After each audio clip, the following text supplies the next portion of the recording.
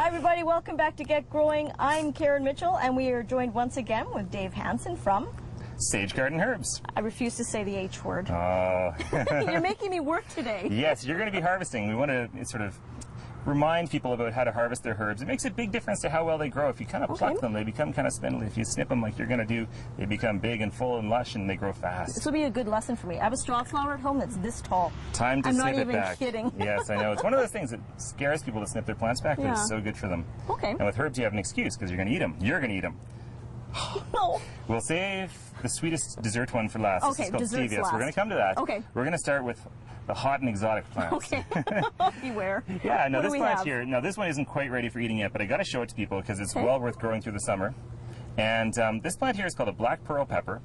Black pearl pepper, again, is this idea of combining something so beautiful with a practical aspect. The more sun it gets, the more dark black the leaves become. Oh. And this one's just starting to get its little flowers, and the flowers are going to be purple, which is quite unusual for a pepper. Right. And then it's going to get little round peppers that are pearl size, large pearl size, and they turn green and then red and then black, and they're super hot. Oh, like a jalapeno hot? Hotter than a jalapeno, Oh my. Asian chili style. Okay. But this is a great plant if someone wants something different, something beautiful, and something really spicy that they can grow and really harvest the fruits off of. This is awesome. So obviously a sun plant. Yes, loves the sun. So that's black pearl. So we'll come back to the And I fall and don't we'll have have a to little eat it. harvest. Not today. Okay. Now this one, however, this is called a galang gal ginger. And galang gal ginger comes from Thailand. It's common in Thai and Indonesian cooking. You can see on the base here, you can see all those roots. Yeah.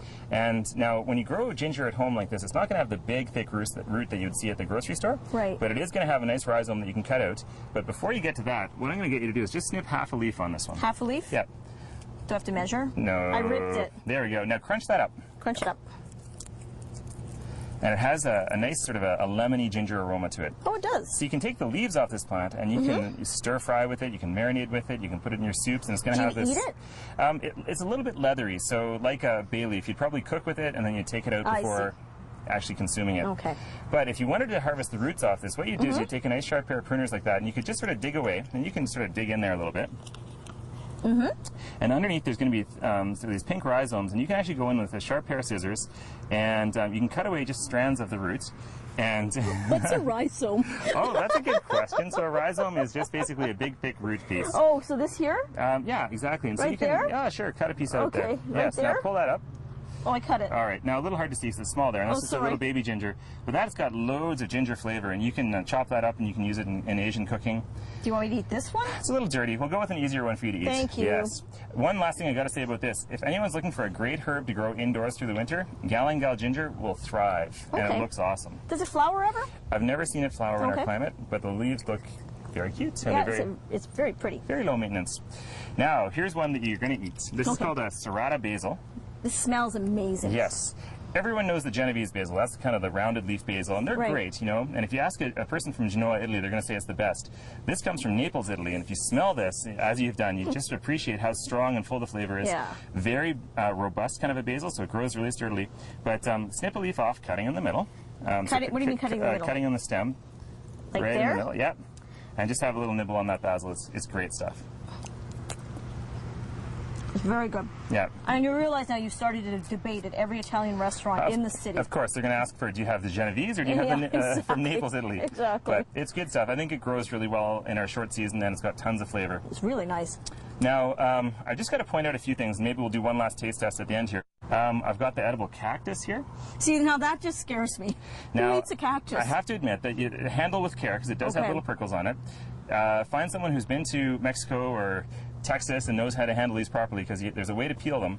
But you can eat these, and they have a kind of like a green bean type flavor. I've had them prepared authentically in San Francisco. It is very good. It's served as an appetizer, and super good to grow. All the ones I've shown you so far are very good to grow as houseplants. They'll work really well in the long term. So it's like it's a vegetable, sort of. Exactly. They get yellow flowers, very pretty. Okay. One last show and tell. Cactus. This is a variety of oregano called the Kent Beauty oregano. You know, this is really beautiful. It's amazing. We have chefs coming to us all the time looking for these flowers because they're so gorgeous for garnishing. But this oregano, for an ornamental variety, has the most amazing flavor as well. So absolutely worthwhile. Is that the same thing there? This is the same thing. If you want a stunning hanging basket, if you don't want to go with petunias, you want to go with something much more interesting, this Kent Beauty oregano is going to bloom all summer for you. It's not quite winter hardy in our climate, so you bring it in for the winter, just snip it all back. Great stuff. Wow. And I know that we have to get to this one real quick. Is that dessert? This is dessert. This is called the stevia plant, which is the herbal sweetener. The leaves are 300 times sweeter than sugar. Okay. But hypocaloric, so no worries, for the diet. Okay. So you're going to cut, in this case here, I mean, you could cut in the middle as we should, but I'm just going to get you to cut a half leaf right now, because you just need a little piece. And just chew on that for a sec. The whole leaf? Sure. I'll eat the other half here. Oh, it is sweet. It's incredible. And this can be used fresh. It can be used dried. It can be turned into a syrup. And there's all kinds of internet recipes. Is it ever sweet? A little goes a long way. Holy moly, does it ever? Look it up on the internet, find recipes. You can bake your muffins and everything using the stevia. One plant will produce tons through the summer months in Winnipeg. It's fantastic. Okay, thanks so much for joining us again. Thank you so much. And this is fun. See. Well, I got to eat more than you, though. And thank you for not making me eat the cactus. Next time. Okay. We'll see you next time on Get Growing.